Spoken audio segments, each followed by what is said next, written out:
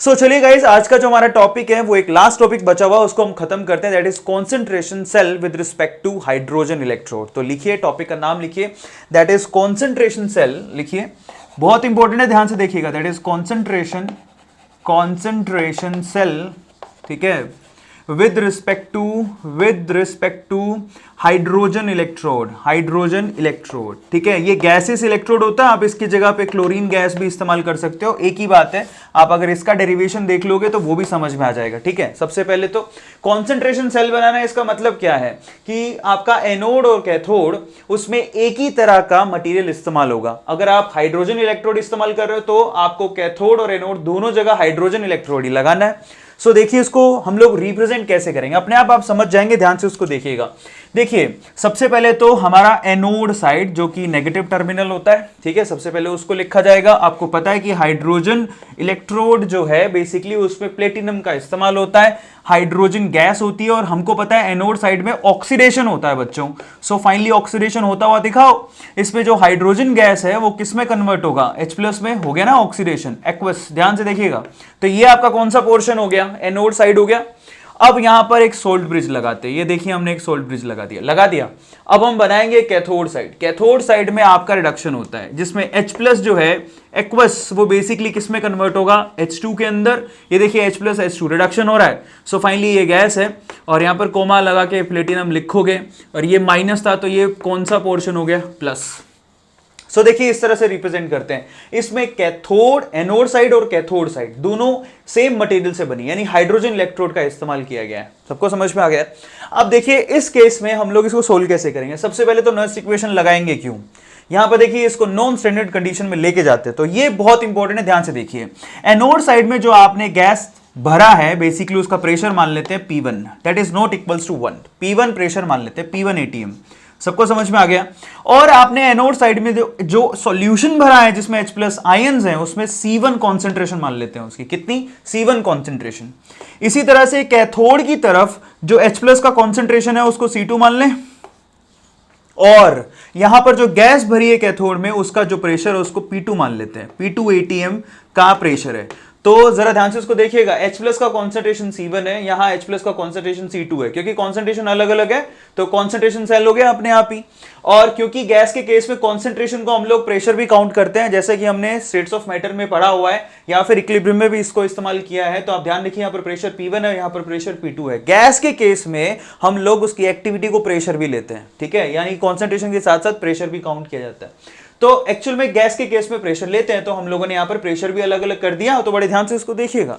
तो चलिए, अब ये तो बात तय होगी कि यहां पर नर्स इक्वेशन लगेगा, क्योंकि यहां पर कॉन्सेंट्रेशन अलग अलग है और प्रेशर भी अलग अलग है, which is not equals to 1। तो इस केस में हम लोग नर्स इक्वेशन लगाएंगे कैसे, जरा ध्यान से उसको देखिए। सबसे पहले तो नर्स इक्वेशन क्या होती है, जरा इसको सोल्व करते हैं, और इसका जो रिजल्ट आएगा वो काफी ज्यादा इंपॉर्टेंट है। तो देखिए, नर्स इक्वेशन हमारी क्या होती है, दैट इज ई सेल। इस सेल के लिए हमें ई सेल निकालना है, that is equals to E0 cell minus, मैं अब फिर से कह रहा हूं, ये कौन से पर निकालना है आपको, टेम्परेचर 298 पर। ज्यादातर क्वेश्चन, इवन सारे क्वेश्चन आपको ज्यादातर किस पे मिलेंगे, 298 केल्विन पर ही मिलेंगे। अगर नहीं मिलते हैं तो उसके लिए इक्वेशन लिखवा रखा हूं मैं, सो कोई टेंशन नहीं है उसमें। सो फाइनली 298 पर अगर मैं यहां पर अप्लाई करूं तो क्या करूंगा, E0 सेल, और यहां पर क्या लिखूंगा, 0.059, सही है, अपॉन में क्या लिखेंगे, n, और यहां पर क्या लिखना है, log base 10 और साथ में q, ये लिखेंगे। अब यहां पर तीन चीजें फाइंड आउट करनी है, एक तो E0 सेल, एक n और एक q। तो चलो, सबसे पहले तो E0 सेल। तो आपको सबको पता है कॉन्सेंट्रेशन सेल में E0 सेल का वैल्यू 0 होता है, क्योंकि आपने सेम मटेरियल का ही क्या बना रखा है, एनोड, और सेम ही मटेरियल का कैथोड। दोनों का रिडक्शन पोटेंशियल तो सिमिलर ही होगा। तो एनोड का रिडक्शन पोटेंशियल और कैथोड का रिडक्शन पोटेंशियल सिमिलर है, तो इसका मतलब the reduction potential of cathode minus the reduction potential of anode, उसकी वैल्यू कितनी आएगी, 0, बात खत्म। अब यहां पर n की बात करनी है हमें, n कितना होगा और q, उसके लिए हमें क्या करना पड़ेगा, यहां पर इक्वेशन एनोड और कैथोड की लिखनी पड़ेगी। वैसे बड़ा आसान है, लेकिन फिर भी लिख लो। ये देखो, मैं लिख के दिखा देता हूं जिसको नहीं पता है। देखिए, सबसे पहले एनोड की बात कर लेते हैं। एनोड पे होगा ऑक्सीडेशन, तो ऑक्सीडेशन में क्या होगा, जरा चेक करो। यहां पर ऑक्सीडेशन में लॉस ऑफ इलेक्ट्रॉन होगा, तो देखिए कैसे, हाफ H2 जो है बेसिकली वो क्या करेगा, H+ में कन्वर्ट होगा और एक इलेक्ट्रॉन छोड़ देगा। आप इसको कैसे भी मैनेज कर सकते हो, यहां पर हाफ की जगह H2 भी ले सकते हो, तो यहां 2 लिख देना, यहां पे भी 2 लिख देना, उससे कुछ फर्क नहीं पड़ने वाला है। सो ये हमारे पास एनोड का इक्वेशन हो गया, ठीक है। इसको क्या बोलेंगे, oxidation half reaction, half oxidation reaction जिसमें लॉस ऑफ इलेक्ट्रॉन हो रहा है। और एक्चुअल में यही, अब देखिए यहां पर इसका जो प्रेशर है वो कितना दे रखा है नोड पे, P1। ये आप लोगों को ध्यान रखना है, इसका कॉन्सेंट्रेशन कितना है, C1। तो ये बहुत इंपॉर्टेंट है, यहां पर P1 और यहां C1 लिखा है, सबको समझ में आ गया, प्रेशर और कॉन्सेंट्रेशन। नेक्स्ट देखिए कैथोड की तरफ चलते हैं। कैथोड पे क्या होता है बच्चों, कैथोड पे होता है रिडक्शन, और बेसिकली कैथोड का जो H+ आयन है वो ये इलेक्ट्रॉन लेकर किस में कन्वर्ट हो जाएगा, हाफ H2 में कन्वर्ट हो जाएगा। अब देखिए यहां पर जरा मैं क्लियर कर देता हूं, एक्चुअली ये जो H+ आयन आपको दिखाई दे रहे हैं उसका कॉन्सेंट्रेशन C2 है और इस गैस का जो प्रेशर है वो P2 है। तो इस बार जब आप इसको ऐड करोगे तो कटेगा नहीं, क्या नहीं कटेगा, सिर्फ इलेक्ट्रॉन कटेंगे, दोनों जगह पे एक एक इलेक्ट्रॉन इस्तेमाल हो रहे हैं, वो काट दो। n का वैल्यू तो 1 मिल गया क्योंकि नंबर ऑफ ट्रांसफर इलेक्ट्रॉन कितने हैं, 1। यहां पे भी एक ही इलेक्ट्रॉन ट्रांसफर हो रहा है, ठीक है, एक इलेक्ट्रॉन निकाला जा रहा है और एक इलेक्ट्रॉन लिया जा रहा है, दोनों को जोड़ दो तो फाइनली क्या बन रहा है, जरा चेक करो, दैट इज H+ जिसकी कॉन्सेंट्रेशन कितनी है C2, तो उसको काट नहीं सकते, प्लस उसके साथ क्या लिखा हुआ है, हाफ H2 जिसका प्रेशर कितना है P1, तो C2 और P1 आ रहा है इस तरफ, एरो के इस तरफ, ठीक है, रिएक्टेंट साइड में ये वाला और ये वाला पोर्शन आ गया, उस तरफ क्या आ रहा है जरा चेक करो, दैट इज H+ जिसकी कॉन्सेंट्रेशन है C1, यहां C2 थी यहां C1 है, प्लस साथ में क्या आ रहा है, हाफ H2 जिसका प्रेशर कितना है P2। अब यहां से आपको Q निकालने में मदद मिलेगी, तो बस आपको ले दे के Q ही निकालना है, इंपॉर्टेंट बात ये है, इसकी वैल्यू 0 इसकी 1, अब Q निकाल लो फटाफट से। तो देखो चलो मैं आपको Q निकाल के दिखाता हूं, आपको ये जगह काम आएगी तो मैं यहां लिख देता हूं। चलिए सो फाइनली Q को फाइंड आउट करते हैं। सबसे पहले देखिए Q क्या होता है, बहुत सिंपल है, आप प्रोडक्ट की तरफ जाओ, ठीक है, स्टोइकियोमेट्री साथ साथ काउंट करते रहना। तो प्रोडक्ट की तरफ आपके पास क्या है जरा चेक करो, आपको गैस के केस में उसका प्रेशर कॉन्सेंट्रेशन के जैसे इस्तेमाल करना है और साथ में स्टोइकियोमेट्री, तो बहुत आसान है। तो देखो यहां पर आप Q की वैल्यू कैसे लिखोगे प्रोडक्ट की तरफ, ठीक है, जरा ध्यान से उसको देखो, C1 कॉन्सेंट्रेशन है, ठीक है, H+ का कॉन्सेंट्रेशन लेना वो कितना है C1 और H2 का प्रेशर लेना वो कितना है P2। तो ऊपर ऊपर क्या लिखोगे, यहां तो लिखोगे C1 और यहां पर लिखोगे P2। अब आप C1 का कॉन्सेंट्रेशन, यहां स्टोइकियोमेट्री चेक करो 1 है, देखो जरा ध्यान से, स्टोइकियोमेट्री 1 है और यहां पर इसका कॉन्सेंट्रेशन कितना है C1, यहां पर इसका प्रेशर कितना है P2 और इसकी स्टोइकियोमेट्री हाफ है। तो बस यही इंपॉर्टेंट है, यहां पर लगाऊंगा मैं हाफ, ये जरा चेक कर लेना ध्यान से, अपॉन नीचे आ जाओ, नीचे रिएक्टेंट को लिखते हैं, रिएक्टेंट की तरफ कौन है, ये देखो C2 दिखाई दे रहा है, एक्चुअली C2 क्या है जरा चेक कर, the concentration of H+ eight cathode, ये जरा चेक कर लेना, और C1 क्या है, the concentration of H+ at anode. तो यहां पर क्या लिखोगे C2 और उसकी स्टोइकियोमेट्री कितनी है 1 और नीचे क्या है P1 जिसका स्टोइकियोमेट्री कितना है हाफ। तो ये तो Q का वैल्यू हो गया, बस आपको सारी चीजें मिल गई, आप उसको उठा के रख दो। तो फाइनली इसको सोल्व करना अब कुछ नहीं है, देखिए अब नर्स्ट इक्वेशन में उठा के रखते हैं, E cell is equal to, for this cell E0 cell का वैल्यू तो 0 है, माइनस आगे का लगाओगे 0.059 अपॉन n का वैल्यू कितना है 1। अब देखिए यहां पर है log ऑफ बेस 10 और Q का वैल्यू उठा के रख दो। अब ये Q का वैल्यू क्या है जरा चेक करो, C1 अपॉन C2 यही है, इनटू यहां पर क्या लिखा हुआ है P2 बाई P1 यही है, और उसकी पावर कितनी है हाफ, ये देखिए मैंने ऐसा लिख दिया, इसकी पावर भी हाफ है इसकी पावर भी हाफ है, तो P2 by P1 to the power half और C1 अपॉन C2 को अलग लिख दिया, दिखाई दे रहा है सब लोगों को। बस अब इसको मैनेज करना है, अब बस आपका थोड़ा सा मैथमेटिक्स है, बायो वालों को थोड़ी तकलीफ होगी, लेकिन अगर बायो वाले इस चीज को 2 बार देख लेंगे तो ऑटोमेटिकली कवर हो जाएगा, कोई टेंशन नहीं है। तो ध्यान से इसको देखो, उसके बाद मैं आपको न्यूमेरिकल भी कराऊंगा जिससे और आसान हो जाएगा। तो जरा चेक करो, फाइनली यहां पर ई सेल का वैल्यू निकालना है। सो ई सेल का वैल्यू कितना निकलेगा, विच इज ये तो 0 है और साथ में क्या लिखा हुआ माइनस 0.059, सही है, अपॉन में 1 है उसको नहीं लिखा चलेगा। फाइनली इसको देखो यहाँ प्रॉपर्टी लगाते हैं, log ऑफ, जरा चेक करना, log of a into B that is log of a plus log of b, यही होता है, तो निकाल लो। तो यहां पर मैं लिखता हूं log ऑफ a यानी कि log ऑफ बेस में 10 है, यहां पर क्या लिखूंगा C1 अपॉन C2, ठीक है, प्लस यहां पर क्या लिखूंगा log ऑफ b, तो यहां पर log ऑफ, यहां पर क्या लिखूंगा P2 बाई P1। अब देखिए यहाँ log की एक प्रॉपर्टी और लगेगी, जो पावर होती है log में वो आगे आ जाती है, तो यहां हाफ लगा दूं, ये देखो फाइनली यहां हाफ लगा दिया। जरा चेक करना, क्या इसको मैं यूं लिख सकता हूं, बिल्कुल लिख सकता हूं, देखो log of a into B that is log of a plus log of b। अब जब प्लस log ऑफ b लिखा तो पावर है, log में खासियत होती है कि पावर आगे आ जाती है। ये सारी चीजें मैं लास्ट लेक्चर में बता चुका हूं, log की प्रॉपर्टी, उसको एक बार देख लो जाके, काफी बच्चों ने देख भी लिया है, जिसने देख लिया उसको प्रॉब्लम नहीं आएगा। तो यहां पर लिख दिया मैंने ऐसा, सबको क्लियर है। अब देखो इस माइनस के साइन को मैं लेके जाता हूं अंदर, अब देखना यहां पे मैं क्या कर रहा हूं, सो ई सेल, ठीक है, इसको सिंप्लीफाई कर रहा हूं, बहुत आसान हो जाएगा। अब यहां पर माइनस के साइन को अंदर लेके जाऊंगा तो यहां क्या होगा 0.059, ये तो यही रह जाएगा। अब माइनस के साइन को अंदर लेकर गया तो जरा चेक करो ये क्या हो गया। सो दिस इज माइनस। अब मैं यहां पर log की एक प्रॉपर्टी और लगा रहा हूं, देखो log a बाई बी, ये क्या होता है log of a minus log of b, सही है। तो मैं यहां लिख रहा हूं log ऑफ, ध्यान से देखना C1, जरा चेक करना, log of C1 minus log of C2। अब C1 है क्या, देखो C1 है, यहां पर देखो C1 H प्लस का कॉन्सेंट्रेशन एट एनोड, तो उसको मैं चेंज करके लिख रहा हूं, जरा ध्यान से उसको देखना। H प्लस का कॉन्सेंट्रेशन एट एनोड, A का मतलब एनोड, नीचे A लगाए हो मतलब एनोड, समझ लीजिएगा, ठीक है। Minus log of H plus की कॉन्सेंट्रेशन, C2 क्या है, कैथोड पर, H प्लस का कॉन्सेंट्रेशन किधर है, देखे C2 का मतलब क्या है, H प्लस का कॉन्सेंट्रेशन एट कैथोड, तो इसको मैंने मैनेज कर लिया। अब फिर माइनस का साइन अंदर लेकर गए तो ये क्या बन रहा है, माइनस ऑफ हाफ log, यहां पर क्या है P2, P2 किसका प्रेशर है जरा चेक करो, उसको लिख देते हैं ना, देखिए P2 किसका प्रेशर है, वो कैथोड की तरफ हाइड्रोजन गैस उसका है, तो लिख दो P2 प्रेशर है कैथोड की तरफ की गैस का, तो P2 कैथोड लिख दिया, समझ में आ गया, हाइड्रोजन गैस जो कैथोड की तरफ है। और नीचे क्या लिखूंगा P1, और ये कहां का गैस है, एनोड की तरफ का गैस का प्रेशर है, जरा चेक करो, ये रहा P1 दिखाई दे रहा है। तो मैंने अभी सब्सक्रिप्ट लगा दिए यहां पर, कैथोड एनोड को इस्तेमाल कर रहा हूं, जिससे फॉर्मूला काफी ज्यादा आसान हो जाएगा। अब इसको ध्यान से देखो, ऐसा हो गया। अब एक मजे की बात जो कि काफी ज्यादा इंपॉर्टेंट है, जरा चेक करना, माइनस के साइन को सब जगह पे अंदर लेकर गया हूं, जरा चेक कर लेना।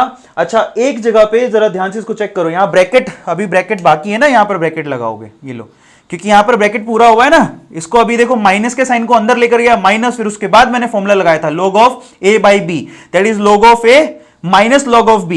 सो फाइनली यहां पर ब्रैकेट लग रहा है, आप इसको ध्यान से देख लो, इस ब्रैकेट के अभी भी माइनस बाहर है, अभी माइनस को अंदर लेके जाएंगे, सबको नजर आ रहा है सब लोगों को। अब जरा ध्यान से इसको देखना, अब इसको सोल्व करना और कुछ नहीं है, बहुत ईजी हो जाएगा। सो फाइनली ई सेल किसके इक्वल आ रहा है जरा चेक करो, दैट इज 0.059। अब देखिए ध्यान से, इस माइनस को अंदर लेकर गया तो क्या हो गया, minus of log of H plus concentration at anode, हुआ कि नहीं हुआ, हो गया। अब आगे जाओ, फिर माइनस को ये माइनस से मल्टीप्लाई किया, तो इसको ऐसे नहीं लिख सकता हूं, माइनस ऑफ कॉन्सेंट्रेशन H, इसका रीजन बताऊंगा मैं आपको, बड़े ध्यान से इसको देखते रहना।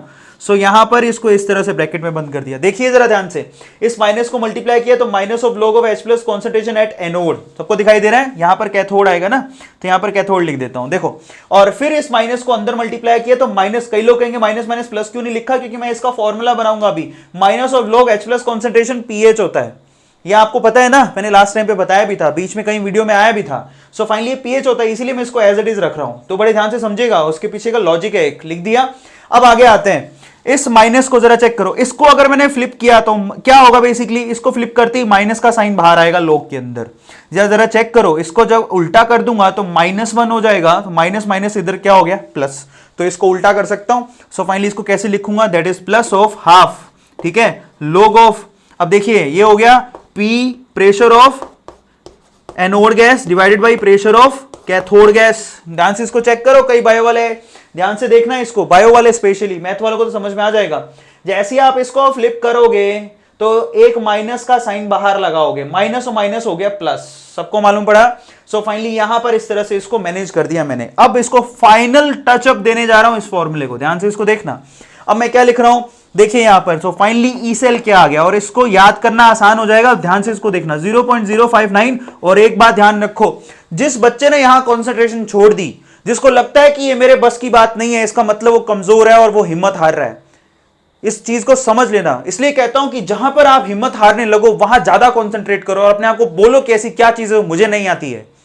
और ये बहुत इजी है, लॉग की 3-4 प्रॉपर्टीज हैं, अगर उसको नहीं समझ सकते तो हम लोग क्या कर सकते हैं यार। आप इसलिए कहता हूं लास्ट वीडियो को जाके देखो और लोग को समझो, लोग कुछ रॉकेट साइंस नहीं है, सिंपली 4-5 फॉर्मूलों का गेम है, इससे ज्यादा वो करना नहीं है। स्पेशली बायो वालों को बोल रहा हूं, मैथ वालों को ज्यादा प्रॉब्लम नहीं आती है इसमें, लेकिन 5 ही फॉर्मूले हैं, जिसको भी मैंने लास्ट वीडियो में बता दिया था। अब आप खुद से सोचो कि इसको फ्लिप करने से माइनस का साइन क्यों बाहर आया होगा। अब जब इसको उल्टा करोगे, ये देखो, क्या इस P2 को मैं नीचे नहीं ला सकता हूं क्या, तो P1/P2 लिखूंगा। अब फाइनली P1/P2 यहां नीचे है, उसको जब मैं ऊपर लेके जाऊंगा न्यूमिनेटर में, सो फाइनली -1 आएगा। इस माइनस और माइनस, क्योंकि पावर आगे आ जाती है लोग में, तो माइनस माइनस क्या हो गया प्लस। बहुत ईजी है, ध्यान से उसको देखते रहना। अब फाइनली देखिए ये क्या है, जरा सब लोग बताइए, minus of log of H plus concentration, इसको बोलते हैं pH। तो फाइनली ये क्या हो गया, that is pH at anode इस फॉर्म में आपको दिया होगा, this is pH at anode, minus का साइन ये यहां से यहां लगा दिया। अब बताइए minus of log of H plus concentration, इसको बोलते हैं पीएच एट कैथोड। ठीक है, ध्यान से देखना है इसको, ये पीएच एट एनोड में से पीएच एट कैथोड माइनस होगा। सबको समझ में आ गया? अब चलिए आगे, प्लस हाफ। अब देखिए यहां से एनोड में से कैथोड माइनस हुआ, यहां पे मैंने क्यों फ्लिपिंग की, क्योंकि यहां पर भी एनोड और कैथोड है, याद करना आसान हो जाएगा। प्लस हाफ क्या लिखोगे, लॉग ऑफ बेस में 10 रहेगा, और ये क्या है, pressure, this is pressure of hydrogen gas at anode to the pressure of hydrogen gas at cathode. ये फॉर्मूला आपका फाइनल टच में आ गया है। अब देखिए ये फॉर्मूला आपको मगअप करना है, स्पेशली जो लोग एडवांस के लिए प्रिपेयर कर रहे हैं, एम्स के लिए प्रिपेयर कर रहे हैं, उनके लिए तो काफी ज्यादा इंपॉर्टेंट है, और ये बहुत आसान है। ध्यान से इसको देखिए, E cell is equal to 0.059 pH at anode minus pH at cathode, plus में क्या लिखना है, half log pressure of anode gas divide by pressure of cathode gas. अगर ये फॉर्मूला आपको पता है तो सिंपल सवाल आप कर सकते हो। ये दिखने में थोड़ा हार्ड लग रहा है लेकिन कुछ है नहीं, एक बार आप प्रैक्टिस करोगे तो बहुत इजी लगने लगेगा। सबको समझ में आ गया? तो फटाफट से इसका स्क्रीनशॉट ले लो पहले, बस यही फॉर्मूला है जो हम लोग क्वेश्चन में अभी इस्तेमाल करेंगे। क्वेश्चन और कराता हूं, लेकिन उससे पहले फटाफट से स्क्रीनशॉट लो, उसके बाद आगे चलते हैं। सो चलिए एक क्वेश्चन और कराऊंगा, ले लो। सो चलिए गाइज, अब मैं आपको उस पर एक न्यूमेरिकल कराता हूं जिससे ज्यादा समझ में आएगा। मैं न्यूमेरिकल बोल रहा हूं, उसको साथ साथ लिखते जाइएगा। न्यूमेरिकल देखिए क्या है, देखिए लिखिए, अ सेल कंटेनिंग 2 हाइड्रोजन इलेक्ट्रोड। ठीक है, the negative electrode is in contact with a solution of 10⁻⁻6 capital M। ध्यान से समझिएगा इसको, the negative electrode is in contact with a solution of 10⁻⁻6, अब ये डेटा है, 10⁻⁻6 capital M H plus ion. The EMF of cell is 0.118 volt at 25 degree Celsius. ठीक है, अब देखिए 25 डिग्री सेल्सियस का मतलब क्या हो गया, ये अगेन 298 केल्विन हो गया। ठीक है, इसलिए मैंने कहा था, आप ध्यान से देखेंगे टेम्परेचर 298 ही मिलेगा ज्यादातर क्वेश्चन में। कहता है calculate the H plus concentration eight positive terminal, assume that the pressure at both side of hydrogen gas is 1 atm। आपको दोनों तरफ का जो प्रेशर दे रखा है वो 1 atm दे रखा है। आपको क्या करना है, H प्लस की कॉन्सेंट्रेशन निकालनी है पॉजिटिव टर्मिनल पे, जबकि नेगेटिव टर्मिनल की दे रखी है। अब जो डेटा गिवन है उसको मैं लिख देता हूं। देखो यहां पर आपको क्या क्या दे रखा है जरा चेक करना। सबसे पहले तो H प्लस की कॉन्सेंट्रेशन दे रखी है नेगेटिव टर्मिनल पे, मतलब H प्लस आपको पता है किस पे, नेगेटिव मतलब एनोड, ये आपको पता है कितना है, 10⁻⁻6। सबको समझ में आ गया? अगर आपको H प्लस पता है तो आप क्या निकाल सकते हो, यहां से पीएच नहीं निकाल सकते हो, पीएच ऑफ एनोड। ये देखिए हमें चाहिए, देखिए पीएच एट एनोड वो क्या होता है, minus of log of H plus concentration. H plus की कॉन्सेंट्रेशन कितनी है, 10⁻⁻6, इसकी वैल्यू कितनी आएगी, 6। ये देखो लॉग की प्रॉपर्टी लगाओ, -6 आगे आ जाएगा, माइनस माइनस प्लस हो गया, 6 आ गया, तो हमें पीएच एट एनोड मिल गया। सबको समझ में आ गया? अब देखिए दोनों तरफ का प्रेशर भी पता है 1 वो भी बहुत आसान है। एनोड का गैस का प्रेशर 1 और कैथोड के गैस का प्रेशर भी 1 ही लेना है, वो खुद ही कह रहा है, assume that pressure of both side of hydrogen gas. अगर कुछ नहीं दिया हो तब भी आपको 1 ही मानना है, और इसने लिख भी दिया है कि 1 ही है, तो सिंपल है। इस पर्टिकुलर क्या करो, ये फॉर्मूला आपने अभी ड्राइव किया उसके अंदर रख दो। तो आपको निकालना क्या है, H प्लस का कॉन्सेंट्रेशन निकालना है पॉजिटिव टर्मिनल की तरफ। इसका मतलब कैथोड का पीएच निकाल लो, उसे H प्लस का कॉन्सेंट्रेशन मिल जाएगा, रखो।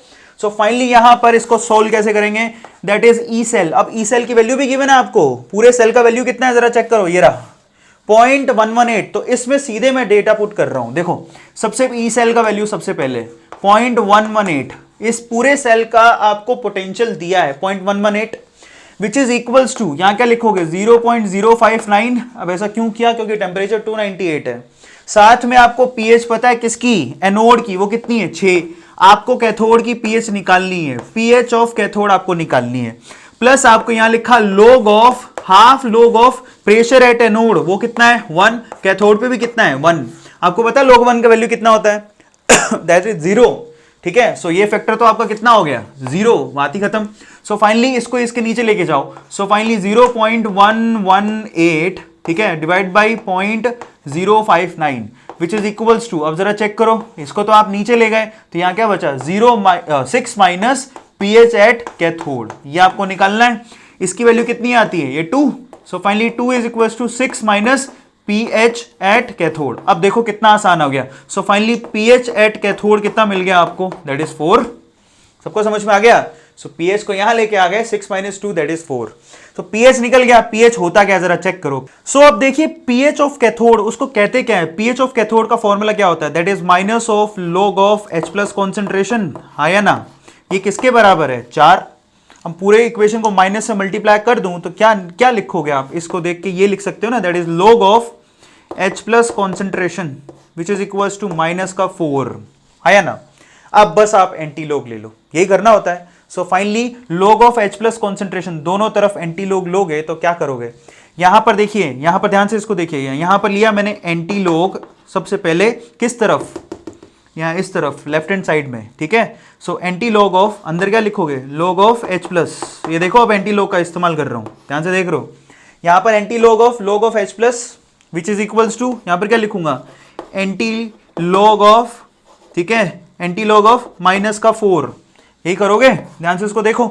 अब देखिए ये एंटी लॉग से लॉग कैंसिल, ये देखिए एंटी लॉग से लॉग कैंसिल हो गया, यहां पर क्या बचेगा, H प्लस कॉन्सेंट्रेशन, दिखाई दे रहा है। अब आ जाओ यहां पर है हमारे पास एंटी लॉग और साथ में लिखा हुआ है माइनस का 4। क्या माइनस 4 को यूं नहीं लिख सकता हूं, देखिए फिर से आप जाइए उस पर्टिकुलर वीडियो में जो मैंने आज सुबह, कल ही अपलोड करा था, ठीक है।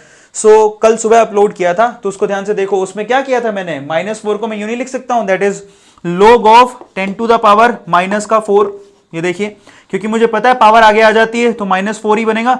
log of 10 to the power -4 को -4 कह सकते हैं। अब फाइनली अगर इसको ऐसे लिखा जा सकता है तो ये एंटी लॉग से लॉग कैंसिल हो गया, H प्लस का कॉन्सेंट्रेशन कितना आ गया। सो फाइनली H प्लस की कॉन्सेंट्रेशन निकल के आ रही है, that is 10 to power minus का 4। प्रॉपर्टी लगाओ, ऑटोमेटिकली आइडिया हो जाएगा, ठीक है। वैसे स्ट्रेट फॉरवर्ड सीधे बता सकता था, लेकिन मुझे क्या करना होता है ना, पूरे सब बच्चों को देख के चलना होता है। सो इसीलिए मैं स्टेप बाय स्टेप लिख रहा हूं, जिससे एक एक बच्चे को समझ में आए। अगर मैंने यहाँ एक भी स्टेप स्किप किया तो बहुत सारे बच्चे देखते हैं कहीं ना कहीं वो अटक जाएंगे, मैं वो नहीं चाहता हूं। तो इसलिए एक एक स्टेप करके दिखा सकता हूं। हालांकि मैं यहाँ पे सीधे भी लिख सकता था, बीइंग अ मैथमेटिक्स स्टूडेंट, ठीक है। सो मैं तो इस चीज को बहुत जल्दी ऑब्जर्व कर सकता हूं कि यहाँ पर क्या आंसर आएगा, क्योंकि मेरे पास मैथ्स थी। लेकिन मुझे बायो के बच्चों को देख के चलना है, तो यहाँ पर एक एक स्टेप लिख रहा हूं। और इवन एंटी लॉग में मैं सिखा चुका हूं उसको लिखना कैसे होता है। तो यहाँ पर जैसे जैसे मैंने किया, एक बार आप एंटी लॉग की वीडियो देख लो जिसने नहीं देखी है, बहुत ज्यादा यूजफुल होगी आपको एंटी लॉग निकालने में। सबको समझ में आ गया। और anti log is nothing but log का क्या करना है, एंटी, ठीक है, उसका जस्ट क्या करना है, अपोजिट। बहुत सिंपल होता है। सो यहां पर इस क्वेश्चन को हमने सोल्व कर लिया है। फटाफट से इसका स्क्रीनशॉट लो, उसके बाद हम लोग क्या करेंगे, आगे वाले क्वेश्चंस को करते हैं। तो ले लो फटाफट से स्क्रीनशॉट। सो चलिए गाइस, थ्योरी पोर्शन अभी कंप्लीटली खत्म हो गया है। अब हम न्यूमेरिकल कर लेते हैं। सो देखिए एक और न्यूमेरिकल लिखिए मेरे साथ, मैं यहां पर न्यूमेरिकल लिखवा रहा हूं। तो देखिए क्वेश्चन क्या है, कहता है the E naught of galvanic cell, यानी कि स्टैंडर्ड पोटेंशियल दे रखा है, the E naught of galvanic cell involving cell reaction with n equals to 2। यहां पर वो ऑलरेडी आपको इलेक्ट्रॉन जितने ट्रांसफर हो रहे हैं वो सीधे लिख के दे रहा है, n equals to 2 is found to be, ठीक है, 0.295 वोल्ट एट 25 डिग्री सेल्सियस। देखिए क्या लिखा है, 25 डिग्री सेल्सियस मतलब टेम्परेचर कितना हो गया, 298 kelvin. The equilibrium constant of the reaction would be, आपसे पूछ रहा है इक्विलिब्रियम कांस्टेंट क्या होएगा। इक्विलिब्रियम कांस्टेंट मतलब इक्विलिब्रियम कंडीशन, ई सेल का वैल्यू 0, तो ई नॉट सेल का वैल्यू आपको दे रखा है। और आपको ये 4 ऑप्शन भी दिए हैं। पहला ऑप्शन 4 × 10⁻²12, दूसरा ऑप्शन 1 × 10⁻²2, तीसरा ऑप्शन 1 × 10⁻10 एंड चौथा ऑप्शन है 2 × 10⁻11। अब इसको सोल्व करना है, ऐसे क्वेश्चन आते हैं। अब जिसको फॉर्मूला पता होता है उसके लिए बाएं हाथ का खेल है, जिसको नहीं पता वो गया। इसीलिए कहते हैं कि लिटरली इलेक्ट्रोकेमिस्ट्री में से क्वेश्चन बहुत आसान आते हैं, बस सोल्व करना आना चाहिए। और एक्चुअल में इसमें कोई रॉकेट साइंस नहीं है। तो सबसे पहले तो इक्विलिब्रियम के लिए फॉर्मूला क्या था, याद करो, that is E not cell, क्योंकि ई सेल तो 0 हो जाता है, तो ई नॉट सेल किसके इक्वल आ जाता है, दैट इज 0.059 अपॉन में क्या लिखना होता है, n, और साथ में log बेस 10, और यहां पर क्या होता है, k, याद होगा इक्विलिब्रियम कांस्टेंट। तो आपको इसकी वैल्यू ही तो निकालनी है, बहुत ईजी है। ई नॉट सेल का वैल्यू दे रखा है, आपको log k q का वैल्यू निकाल लो, उससे एंटी लॉग ले लेना, बहुत सिंपल है। तो यहां पर जरा चेक करो, ई नॉट सेल का वैल्यू कितना है, दैट इज 0.295, ये देखो 0.295, ठीक है। अब साथ में क्या करना है, which is equal to 0.059 upon में n की वैल्यू कितनी है, 2, तो यहां 2 रख देता हूं, और log ऑफ बेस 10, और आपको k q का वैल्यू निकालना है, यही करना है, बहुत आसान है। देखिए सो फाइनली इस दो को उससे मल्टीप्लाई करो तो 0.295 इंटू 2 कितना होता है 0.59, ठीक है, और उसको नीचे ले आओ, यहां कितना आएगा 0.059, ये किसके इक्वल हो गया, ये log ऑफ बेस 10 KEQ के इक्वल हो गया। सबको मालूम पड़ा। अब ये कितने से कट रहा है, ये देखिए 10 टाइम्स आया ना। अब आपको एंटी लॉग लेना है, या फिर आप ये चेक कर लो कि भैया 10 वैल्यू किधर होती है लॉग के केस में, मतलब 10 कैसे बनाओगे लॉग में, या फिर एंटी लॉग ले लो। सो फाइनली KEQ, ठीक है, वो क्या किसके इक्वल होगा, दैट इज एंटी लॉग। आपको एंटी लॉग लेना है किसका, 10 का। तो दोनों तरफ लिख लो चाहे एक तरफ लिखो, तो लॉग उधर गया तो वो एंटी लॉग लिख दो यहां पर। सो एंटी लॉग लेना है आपको किसका, 10 का, यही तो करना है, सिंपल। log ऑफ KEQ 10 के इक्वल आ रहा है, तो KEQ एंटी लॉग, उधर जाके log एंटी लॉग हो जाएगा, एंटी लॉग ऑफ 10 निकालना है, दैट्स इट। अब देखो, सो फाइनली आप ऐसे भी सोल्व कर सकते हो, बहुत आसान है। सो एंटी लॉग 10 को कैसे लिखोगे, उसको यूं नहीं लिख सकते हो, दैट इज log ऑफ, ठीक है, 10 टू द पावर 10। देखो बहुत आसान है, दिखाई दे रहा है, 10 को log of 10 to the power 10। तो फाइनली यहां पर एंटी लॉग से log कैंसिल हो गया, तो KEQ का वैल्यू कितना आ गया, 10 टू द पावर 10। अब आप चेक कर लो 10 टू द पावर 10 किधर है। सो फाइनली ये रहा 10 टू द पावर 10, ठीक है, तो सी आंसर आ गया। इस तरह से सोल्व करना है। तो देखिए आपने एंटी लॉग का इस्तेमाल भी कर लिया, आपने इक्विलिब्रियम कांस्टेंट निकाल के भी देख लिया, इस तरह से आपको यूज करना है। तो फटाफट से इसका स्क्रीनशॉट ले लो, एक लास्ट क्वेश्चन और करते हैं, ठीक है, ले लो। सो चलिए गाइस लास्ट क्वेश्चन देख लेते हैं, और ये क्वेश्चन मुझसे कमेंट सेक्शन में किसी ने पूछा भी था, तो ये अच्छा सवाल है, और एक्चुअली ये आपकी एनसीईआरटी की बुक में भी दे रखा है, और ये जनरली बहुत बार पूछा जाता है। यही क्वेश्चन IIT JEE के अंदर 2 बार आ चुका है, इवन ये नीट एग्जाम में और एम्स एग्जाम में भी पूछा जा चुका है। तो इंटरेस्टिंग क्वेश्चन है, बहुत सिंपल है। देखिए यहां पर क्या दे रखा है आपको, हाफ सेल में उसका स्टैंडर्ड रिडक्शन पोटेंशियल दे रखा है। पहला हाफ सेल क्या है, ये आपका फर्स्ट हाफ सेल है, ये आपका सेकंड हाफ सेल है। ध्यान से देखिएगा, पहला हाफ सेल क्या है, that is E not of Fe+2 से Fe, उसका रिडक्शन पोटेंशियल कितना है x1। इसी तरह से दूसरा हाफ सेल क्या है, Fe+3 से Fe, जिसका रिडक्शन पोटेंशियल है x2। तो आपसे पूछता है एक तीसरा हाफ सेल उसने दिया, कहता है then E not of Fe+3 से Fe+2, इसका स्टैंडर्ड रिडक्शन पोटेंशियल क्या होगा। अब मैं आपको एक चीज बताता हूं, देखिए जब आपको 2 हाफ सेल दे रखे हो और तीसरा हाफ सेल आपको डराइव करना हो उसी से, ये अगेन एक हाफ सेल है, फुल सेल नहीं है, ध्यान रखिएगा। फुल सेल में कभी भी इलेक्ट्रॉन नहीं होते हैं क्या, सारे इलेक्ट्रॉन तो कट हो जाते हैं। लेकिन यहां पर देखिएगा जब आप तीसरा सेल लिखेंगे तो यहां इलेक्ट्रॉन दिखाई देंगे, उस केस में आप सीधे ये वाला फॉर्मूला नहीं लगा सकते। ध्यान रखिएगा, यहां गलती क्या करते हैं बच्चे, वो E नॉट सेल याद कर लेते हैं, that is E not of reduction potential of cathode minus E not of reduction potential of anode. ये फॉर्मूला अब नहीं लगने वाला यहां पे, क्योंकि आप 2 हाफ सेल से तीसरा हाफ सेल बनाने की कोशिश कर रहे हो। इस चीज को समझिएगा। इस केस में हम लोगों को किस फॉर्मूले का इस्तेमाल करना है, गिब्स फ्री एनर्जी का। डेल्टा जी की वैल्यू क्या होती है याद करो, करवाया था, that is minus of NFE, और G नोट होता तो यहां क्या लिखते, E नोट। बस अब देखिए बहुत आसान है, पहली बार आपको ऑकवर्ड लगेगा लेकिन बहुत इजी है। अब याद रखना है नोट क्या लगाना है, 2 हाफ सेल से जब तीसरा हाफ सेल आप ड्राइव कर रहे होते हो तो आप गिब्स एनर्जी से उसका आंसर निकालते हो। सबको समझ में आ गया। तो अब देखिए इसका सेंस क्या है, सबसे पहले तो इसको इलैबोरेट करके लिखता हूं। यहां पर जो दिया है उसको समझें, तो इसको हमें इस्तेमाल करना है, तो मैं उस तरफ उसको सोल्व करता हूं। सबसे पहला सेल जो आपको लिखा है उसको हम कैसे लिखेंगे, देखिए क्या लिखा है, Fe+2 से Fe पे जा रहा है, x1 उसका रिडक्शन पोटेंशियल है, उसकी इक्वेशन को लिखो। देखिए Fe+2 कितने इलेक्ट्रॉन लिए होंगे उसने, 2 इलेक्ट्रॉन, किसमें जा रहा है, Fe के अंदर। सबको समझ में आ गया, यही लिखोगे ना। सो फाइनली Fe+2 2 इलेक्ट्रॉन लेके Fe में जा रहा है, ये देखिए, और उसका स्टैंडर्ड रिडक्शन पोटेंशियल x1 दे रखा है। मैं मान लेता हूं कि इस सेल के लिए जो डेल्टा G का वैल्यू है वो है डेल्टा G1 मान लें, और डेल्टा G1 किसके इक्वल होगा, क्योंकि स्टैंडर्ड है तो डेल्टा G1 नॉट मान लें।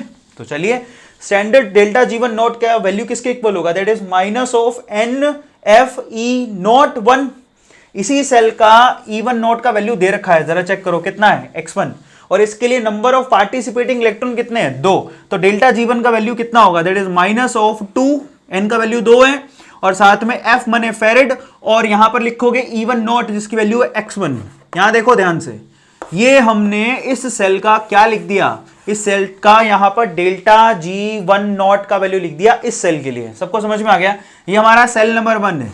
सो this is a cell number 1, और उसके लिए डेल्टा G नॉट का वैल्यू हमने लिख दिया, G1 नॉट मान लिया उसको, और उसको लिख दिया। ये फॉर्मूला इस्तेमाल करो, n का वैल्यू कितना है, number of electron participating 2, F तो फेरेड होता है, उसको एज इट इज, और E1 नॉट, क्योंकि ये डेल्टा G1 है, इस सेल के लिए E1 नॉट का वैल्यू x1 है, तो वो लिख दिया x1। सबको समझ में आ गया?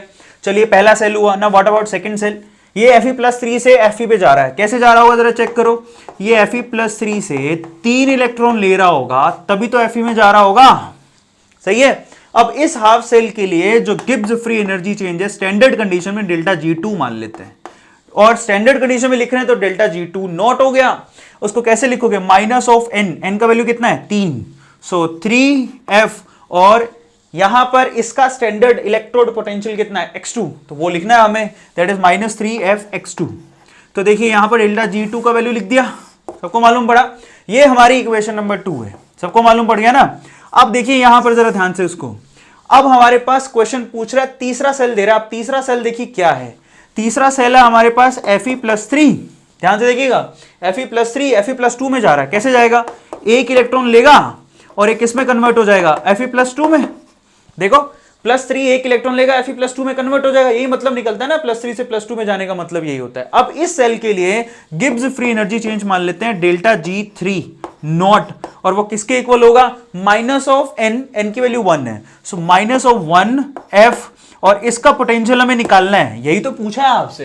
फाइनली आपसे पूछा क्या है? E0 ऑफ F+3 से F+2, यही तो वैल्यू पूछी है, और इसकी वैल्यू आप मान लो कितनी? x3, और यही तो आपको निकालनी है, स्टैंडर्ड रिडक्शन पोटेंशियल ही तो निकालना है, x3 का वैल्यू आपको फाइंड आउट करना है, ये तो करना है। तो चलो देखो, आप जरा ये सोचो, देखिए आप इक्वेशन नंबर 1 और 2 को इस्तेमाल कैसे करो कि थर्ड इक्वेशन आ जाए, जरा सोचो। तीसरी इक्वेशन कैसे लाओगे? तो आप देखो, आप तीसरी इक्वेशन को गौर से देखो, आपका +3 किस तरफ है? लेफ्ट साइड में, तो ये आपको दिख रहा है सेकंड इक्वेशन में लेफ्ट साइड में दिखाई दे रहा है, जबकि +2 तो आपका राइट साइड में है, जबकि यहां पर फर्स्ट इक्वेशन में आपको लेफ्ट साइड में दिख रहा है, तो इसको उल्टा करना पड़ेगा। तो अब देखिए सिंपल सा काम करना है, अगर आपने 2 में से 1 को घटा दिया तो आपको तीसरा मिल जाएगा। आप करके देख लो, आप सेकंड इक्वेशन में से फर्स्ट इक्वेशन को माइनस करो, आपको थर्ड इक्वेशन मिल जाएगा। और सिंपल होता है, बहुत ही आसान है। आपको Fe+3 आपको लेफ्ट साइड में चाहिए था, तो आपको दूसरे में मिल ही रहा है, लेकिन आपको Fe+2 राइट साइड में चाहिए, तो वो उसको फ्लिप करना पड़ेगा। तो ये 2 में से माइनस करोगे ना 1, फ्लिप करोगे तो 1 का हो गया -1, तो 2 - 1 करोगे तो 3 मिल जाएगा दोनों को जोड़ने के बाद। सो फाइनली 2 - 1 = 3। अब करके देख लो, ठीक है। सो फाइनली 2 में से आपको एक को घटाना है तो तीसरा मिल जाएगा। अब एक्चुअल में जो आपने इन इक्वेशन के साथ किया वही उनकी गिब्स फ्री एनर्जी के साथ भी होता है। तो यहां पर सीन कुछ ऐसा है कि delta G2 not minus delta G1 not that is equal to delta G3 not. जो आपने इन इक्वेशन के साथ किया यहां पर करके देखो, 2 में से एक को घटाओगे तो ये आएगा, तो उसकी गिब्स एनर्जी के साथ भी वैसा ही होगा। So delta G2 minus delta G1 is equal to delta G3। सब में ऊपर नॉट लगा हुआ है, तो आप इनकी वैल्यू को उठा के रख दो, आपके पास आंसर आ गया। Delta G2 not that is -3 और साथ में Fx2, यही वैल्यू है। माइनस ऑफ, अब आ जाओ डेल्टा G1 नॉट का वैल्यू उठा के रखो, माइनस ऑफ, ये देखो -2Fx1, यही वैल्यू है ना, माइनस का साइन तो ये रहा, और डेल्टा G1 नॉट का वैल्यू वहां से उठा के रख दिया। ये किसके इक्वल है? डेल्टा G3 नॉट का वैल्यू उठाओ, दैट इज -Fx3, सही है। यहां से हमें x3 का वैल्यू निकालना है, कितना आ रहा है जरा चेक करो। सो फाइनली x3 का वैल्यू, अब देखिए यहां से ये माइनस ये माइनस ये माइनस सब कैंसिल हो गया। फाइनली x3 का वैल्यू चाहिए, कितना आ रहा है जरा चेक करो। सो फाइनली यहां से बनेगा 3x और f भी कट जाएगा। देखो सब जगह से क्या कट रहा है? -f, हर जगह से आप बाहर निकाल सकते हो। अगर मैंने यहां से -f कॉमन लिया तो यहां क्या बचेगा? 3x2, सही है। और फिर ये माइनस का साइन, यहां पे -f कॉमन ले लिया तो क्या बचा? 2x1, ये किसके इक्वल आ गया? -fx3। ये -f से -f कैंसिल हो गया, x3 का वैल्यू सीधे सीधे आ गया कितना? 3x2, ठीक है, -2x1। और इस तरह से आपको इसको सोल्व करना होता है और फाइनल आंसर यही है। तो इस तरह से इसको निकालना होता है। जरा चेक करो, फिर से मैं बता देता हूं, ध्यान से इसको देखो। एक बार समझ में नहीं आया 2 बार देखो, और देखने के बाद समझो कैसे किया गया। और आप याद रखो, जब 2 हाफ सेल से तीसरा हाफ सेल डिराइव किया जाता है, क्योंकि इसमें इलेक्ट्रॉन दिखाई दे रहे हैं, तो इसको आप सीधे नहीं कर सकते हो। आपको इसको किसको यूज करना है? गिब्स एनर्जी के कॉन्सेप्ट को इस्तेमाल करना है, ठीक है। आप इस पूरे मेथड को देखो, उसके बाद अपनी शॉर्ट ट्रिक भी बना सकते हो। मेरे पास भी शॉर्ट ट्रिक है, लेकिन मैं आपको बताता उसका मतलब नहीं निकलेगा। आप यहां से खुद से अपनी शॉर्ट ट्रिक बना सकते हो। एक्चुअली किया मैंने कुछ नहीं, जरा चेक करो यहां पर मैंने क्या किया है, जरा चेक करो। 3 के साथ x2 को मल्टीप्लाई, यहां पर 3x2 दिखाई दे रहा है माइनस 2x1। थोड़ा थोड़ा समझ जाओगे देखने के बाद, अपने आप आइडिया हो जाएगा। लेकिन फिर भी कहूंगा शॉर्ट ट्रिक बनाने से पहले आप पूरे मेथड को चेक कर लो, खुद से अपनी शॉर्ट ट्रिक बना लेना, ठीक है। सो यहां पर स्क्रीनशॉट ले लो और यहां पर वैरायटी के क्वेश्चन हमने कर लिए गाइस, ठीक है, नर्स्ट इक्वेशन। और इससे यहां हमारा ये जो सेकंड पोर्शन था खत्म हो गया। अब थर्ड पोर्शन की तरफ मूव करेंगे और वो क्या है, कंडक्टेंस ऑफ सॉल्यूशन। काफी इंपॉर्टेंट है और मोस्ट प्रोबेबली इस वीक में ओवर हो जाना चाहिए, लेकिन वो आप लोगों की मेहनत पे डिपेंड करता है गाइस। सो आप ध्यान रखिएगा, do work hard with me. मैं जितना कह रहा हूं करवा रहा हूं उतना टाइम से कीजिए। बहुत सारे बच्चे स्किप कर जाते हैं, फिर लोड बढ़ जाता है। इसलिए कहता हूं जैसी नोटिफिकेशन मिले एनी हाउ उसी दिन में वो लेक्चर को खत्म करो, तभी फायदा होगा। और कोई भी टॉपिक छोड़ो मत, हर टॉपिक इंपॉर्टेंट है, तो बड़े ध्यान से उसको देखते रहो। और मैं आपको कह रहा हूं यहीं पे डिफरेंसेस क्रिएट होंगे। जो बायो का बच्चा फिजिकल केमिस्ट्री को अच्छे से करके जाएगा उसके मार्क्स अच्छे आएंगे, क्योंकि ज्यादातर बायो के बच्चे फिजिकल केमिस्ट्री पे गौर ही नहीं करते। हर कोई ऑर्गेनिक की तरफ भागता है, जो कि आसान है। तो जो आसान है वो तो सब करके जाएंगे, जो टफ है वो करके चला गया तो रैंक तो वहां से बननी लाजमी है, बनेगी ही बनेगी।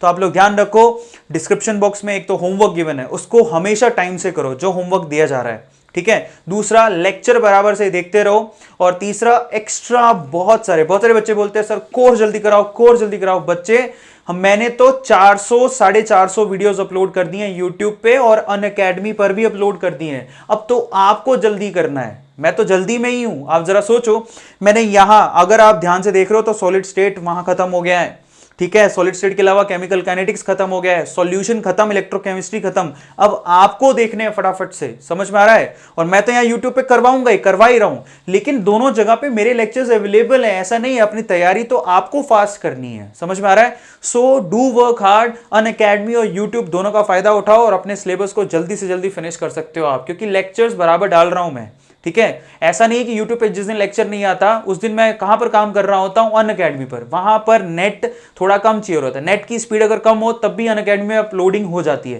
लेकिन YouTube पे नहीं होती, क्योंकि यहां पर फिजिकल क्लासेस होती हैं। तो आप लोग ध्यान रखो, अभी आप फटाफट से क्या करना है, होमवर्क खत्म करना है, इस वीडियो को ध्यान से देखना है, ठीक है। उसके बाद नेक्स्ट वीडियो मिलते हैं, अगला जो टॉपिक है उसको खत्म करेंगे, उसके बाद नए चैप्टर की तरफ मूव ऑन कर जाएंगे, ठीक है। Till then guys, do share this video to दो स्टूडेंट्स जो कोचिंग अफोर्ड नहीं कर सकते हैं। चलिए गाइस, अगली वीडियो मिलते हैं। Thank you so much, thanks a lot. Share करना मत भूलिएगा। Thank you.